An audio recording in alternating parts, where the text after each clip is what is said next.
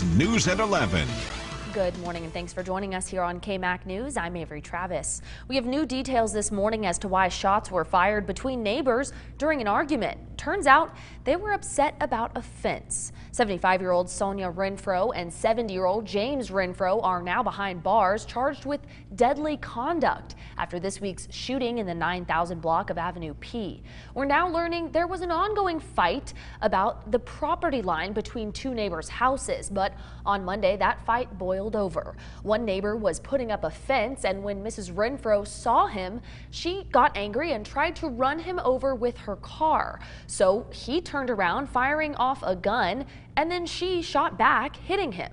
That neighbor was rushed to the hospital with a serious gunshot wound, but is expected to survive. And now the Renfros are being held at the Lubbock County Jail. Well, Red Raider running back Deleon Ward out of jail this morning on bond after being arrested and charged with theft. According to the Texas Tech police report, police say Ward stole 4 phones from the Texas Tech Rec Center last November. He was arrested on a warrant on Tuesday afternoon.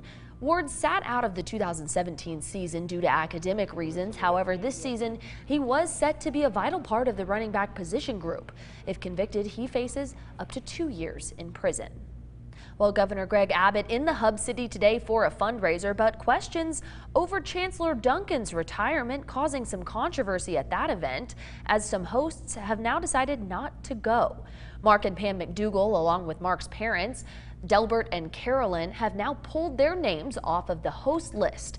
This after developer George McMahon asked by the Governor Abbott's team not to attend because of questions George raised about what happened to Tech System Chancellor Duncan and about the $10,000 hosts were asked to pay to be a part of today's event.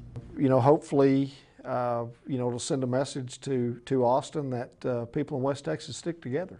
George and Linda do nothing but support everything. And very generous, like I said, not only with their money, but with time. And then, they don't deserve to be treated that way, period. And, I think that they are owed an apology. I think it ought to be a public apology.